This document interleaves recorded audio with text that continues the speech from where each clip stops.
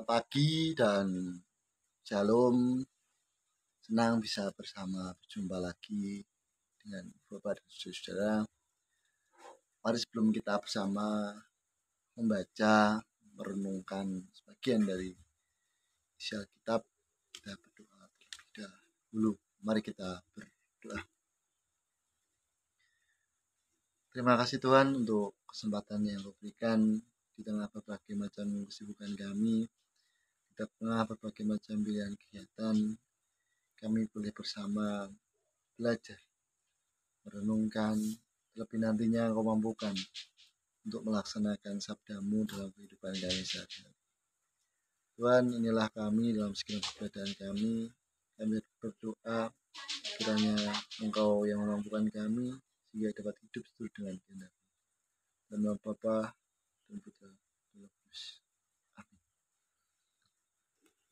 Ibu Bapak dan teman-teman dan saudara-saudara yang terkasih, adik-adik, kita akan bersama membaca dari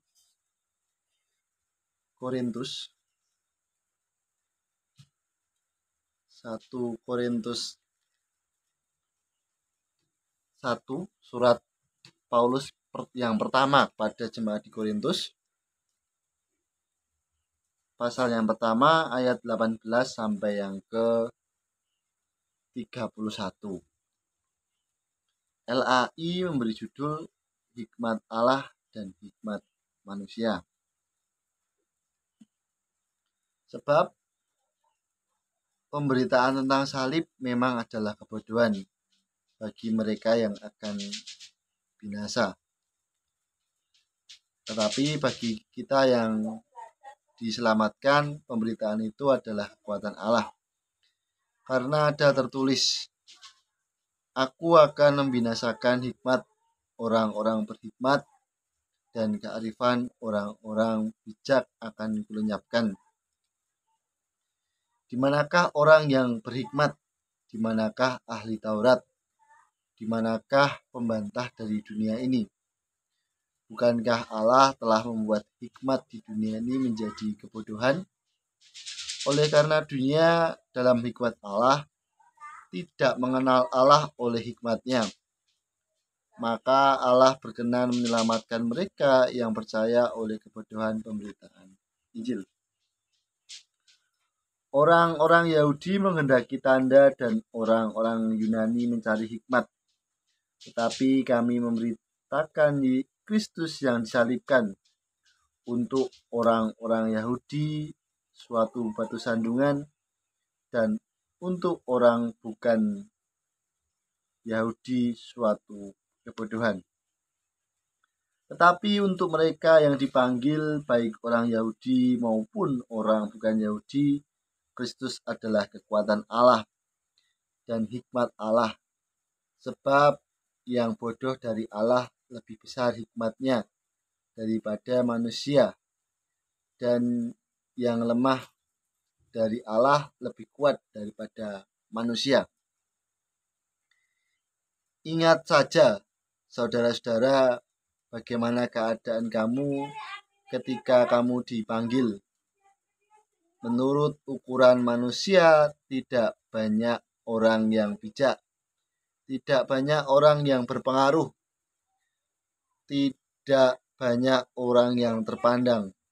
Tetapi apa yang bodoh bagi dunia dipilih Allah untuk memalukan orang-orang berhikmat, dan apa yang lemah bagi dunia dipilih Allah untuk memalukan apa yang kuat, dan apa yang tidak terpandang dan yang hina bagi dunia dipilih Allah. Bahkan apa yang tidak berarti dipilih Allah untuk meniadakan apa yang berarti, supaya jangan ada seorang manusia pun yang memegahkan diri di hadapan Allah. Tetapi oleh Dia kamu berada dalam Kristus Yesus, yang oleh Allah telah menjadi hikmat bagi kita. Ia membenarkan dan mengkuduskan dan menebus kita. Karena itu seperti ada tertulis, Barang siapa yang bermegah, hendaklah ia bermegah dalam Tuhan. Demikian pembacaan kitab kita. Yang berbahagia ialah mereka yang sama-sama mendengar, membaca, terlebih nantinya melakukan dalam kehidupan sehari-hari. Haleluya. Ada sebuah cerita di mana seorang pemuda yang kesal dengan tukang parkir. Ibu bapak dan saudara-saudara tentu pernah melihat tukang parkir. Pemuda ini kesal karena tukang parkir ini sering menarik lebih dari biasanya. Biasanya parkir cuma 2.000, tapi ditarik 5.000. Ini sering terjadi ketika ada acara-acara seperti pasar malam, jadilan, atau acara-acara besar yang lain. Nah, kecenderungan untuk menarik lebih dari biasanya ini membuat seorang pemuda tadi kesal. Lalu ia bertanya kepada salah seorang tukang parkir yang juga pemuda juga. Mas, kenapa kok parkirnya lebih harganya? Biasanya cuma 2.000, kenapa sekarang jadi 5.000? Lantas jawabannya apa? Ini penutupan pasar malam. Ini momen bahagia. Ini momen akhir. Kalau di jadilan tidak selamanya ada. Sesuatu menjadi berharga, menjadi seolah-olah mahal, karena menurut pemuda tadi ada momentum. Momentum yang tidak terulang, momentum yang tidak seperti biasanya, ini menjadi kadang mahal. Sehingga ada kekesalan. Kalau orang Jawa itu mengatakan aji mumpung.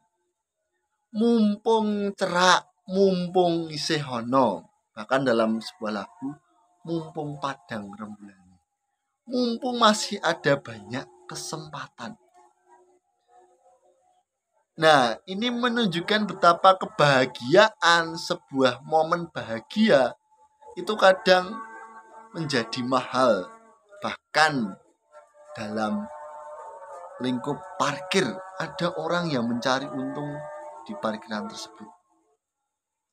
Ibu bapak dan saudara-saudara, tentu dalam peristiwa kehidupan kita seringkali punya kebahagiaan, momen-momen menyenangkan, dan itu menjadi dalam tanda kutip mahal. Mahal di sini belum tentu bisa dibeli dengan uang.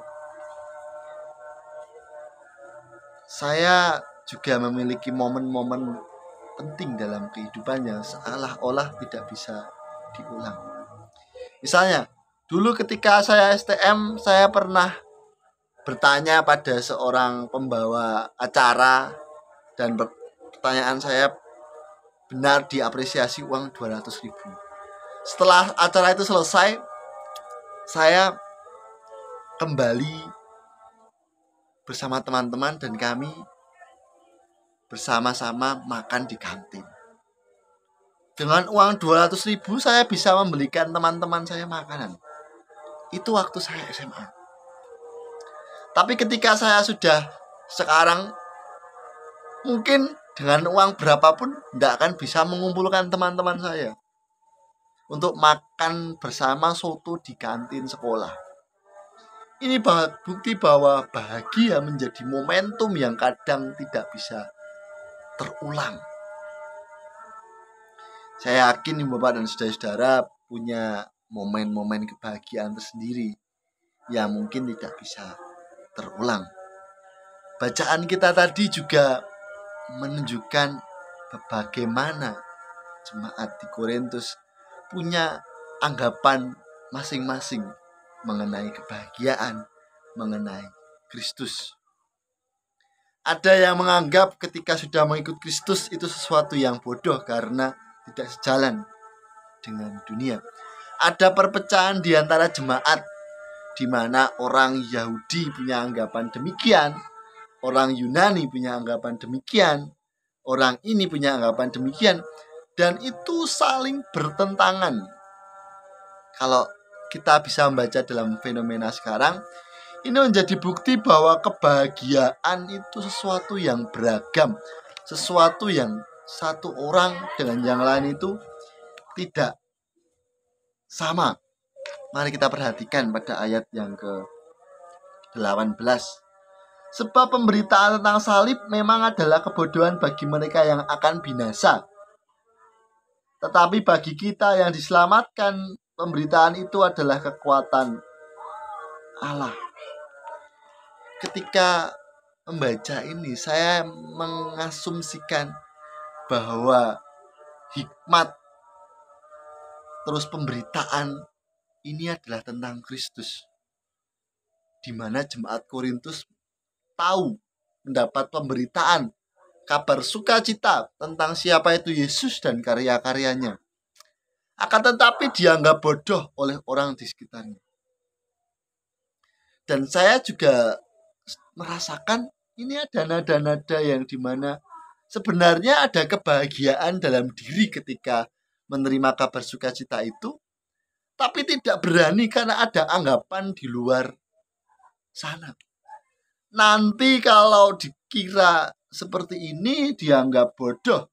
Nanti kalau bahagia dengan cara seperti ini dianggap tidak sesuai.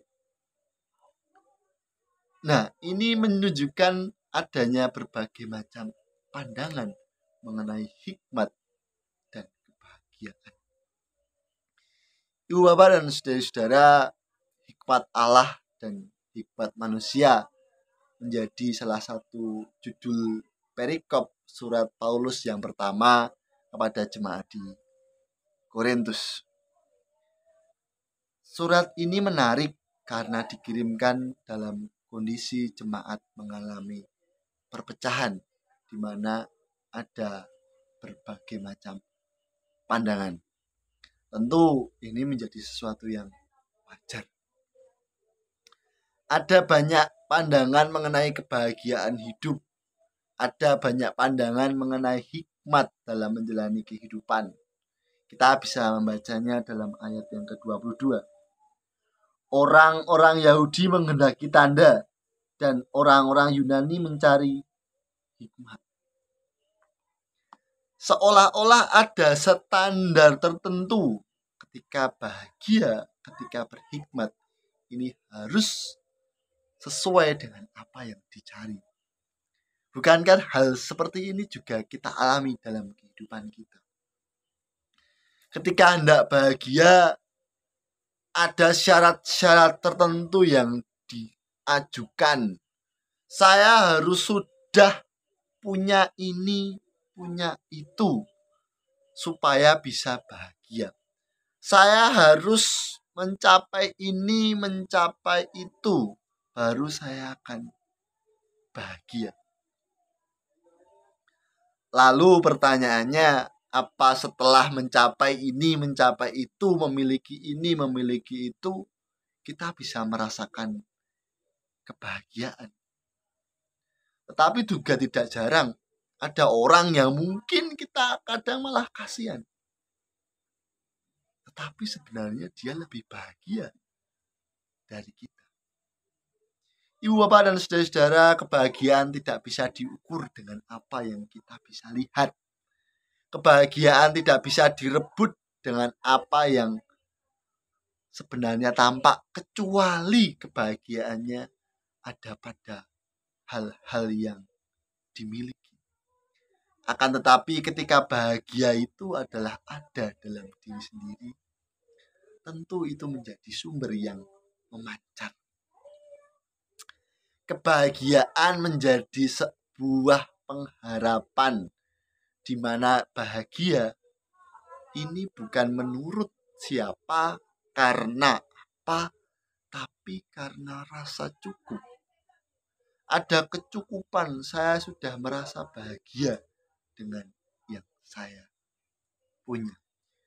Syukur menjadi bentuk awal kebahagiaan ketika diperhadapkan dengan berbagai macam kemungkinan. Saya tertarik membaca kembali pada ayatnya yang ke 30 sampai 31. Tetapi oleh Dia kamu berada dalam Kristus Yesus, yang oleh Allah telah menjadi hikmat bagi kita. Ia membenarkan dan menguduskan dan menebus kita. Karena itu ada tertulis, barang siapa yang bermegah, hendaklah ia bermegah di dalam Tuhan. Saya langsung seketika bertanya-tanya, sebenarnya apa sih?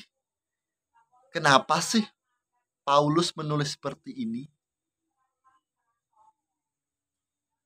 Ini karena ada berbagai macam pengkotak-kotakan.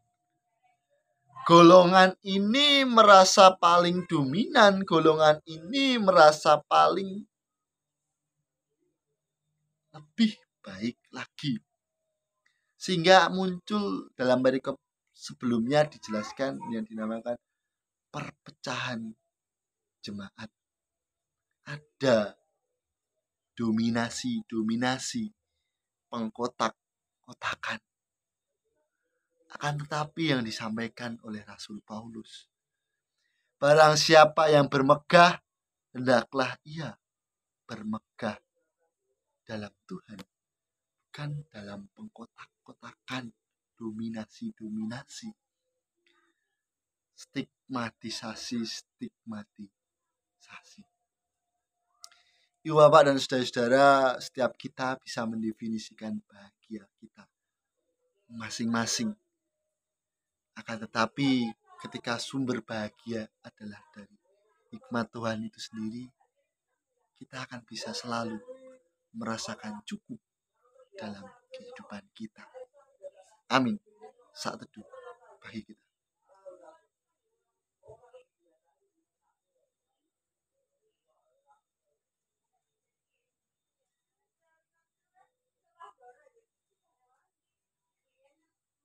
Saat teduh cukup. Ibu bapak dan saudara-saudara, mari kita bersama masuk dalam doa. Mari kita berdoa. Tuhan Yesus yang penuh kasih, terima kasih Tuhan untuk percakapan yang boleh kami hidupi bersama. Terima kasih Tuhan untuk perjumpaan yang boleh kami rasakan. Kami senang Tuhan kami boleh bersama-sama belajar. Terima kasih Tuhan untuk kesempatan yang Kau berikan sehingga kami boleh bersama-sama menghayati kembali apa arti kebahagiaan dalam kehidupan kami. Terlebih kami dapat bersyukur atas kebahagiaan yang Tuhan berikan dengan berbagai macam rupanya dalam kehidupan kami.